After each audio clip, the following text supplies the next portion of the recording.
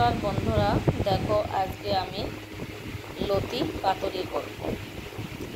এই রেসিপিটা বানাবো কিভাবে সম্পূর্ণ ভিডিওটা দেখো, না হলে তোমরা বানাতে পারো না। আমি লতি ছাড়িয়ে ছোট ছোট করে কেটে ধুয়ে ভালো করে নিয়ে নিয়েছি।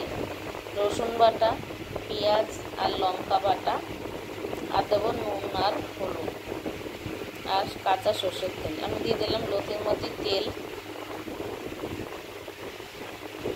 দিয়ে দিলাম নুন পরিমাণ মতন, যে যেরকম নুন করে সে সেরকম স্বাদ মতন দেবে।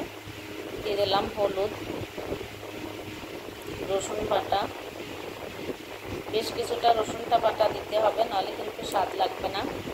আর লঙ্কা আর পেঁয়াজ বাটা দিয়ে এটাকে ভালো করে হাত দিয়ে এবারে মেখে নেব। আর কালারের জন্য দিয়ে দিলাম অল্প করে একটু কাশ্মীরি লঙ্কার গুঁড়ো। বন্ধুরা, এই রেসিপিটা করে খেয়ে দেবো। লতি পাতুরি খেতে অসাধারণ একটা রান্না, খেতে কিন্তু দারুণ লাগে। তোমরা যদি করে না খাও তাহলে কিন্তু বুঝবে না। আমি এবার মেখে কলার পাতার উপরে দিয়ে, কাঠের উপরে দিয়ে দিয়েছি পাতাটা, তার উপরে দিয়ে এবার এই চাপাটা দিয়ে রাখলাম। দিয়ে আমি এটাকে গ্যাসটাকে একদম সিমে দিয়ে 1 ঘন্টা মতন আমি এটা রাখবো, আস্তে করে হতে থাকবে। 1 ঘন্টা পরে আমি ফিরে এসে দেখো উল্টিয়ে দিয়েছি। দেখো যেমন ঢাকাটা খুলে দিতে কি সুন্দর হয়েছে, ভিতরটা দারুণ লাগছে, কালারটাও সেমনি দারুণ লাগছে দেখতে। এটা একটু পাতাটাকে ঘুরিয়ে ঘুরিয়ে দিলে এটা বেশ হয়ে এসছে প্রায়।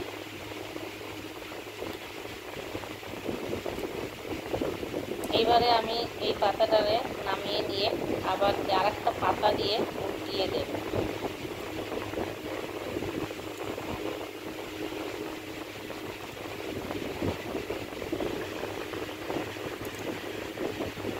দেখো এই পাতাটা আমি ধুয়ে পরিষ্কার করে নিয়েছি। এই পাতাটা দিয়ে আমি আবার এইভাবে উল্টিয়ে দেবো। আমি ক্যামেরাটা দিয়ে দেখাতে পারলাম না তোমাকে, দেখো তোমরা এইভাবে দেখে নেবে। এই যে উল্টিয়ে দিয়েছি।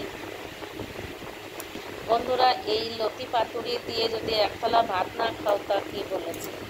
দেখো করে খেয়ে দেখবা, এতে পেটে যা ভাত হবে সব হাঁড়ির পাশ সব খালি হয়ে যাবে লোকের হাঁড়িতে, যদি ভাত করে খাও এইভাবে। দারুণ কিন্তু এই রেসিপিটা করলে খেতে পারবা।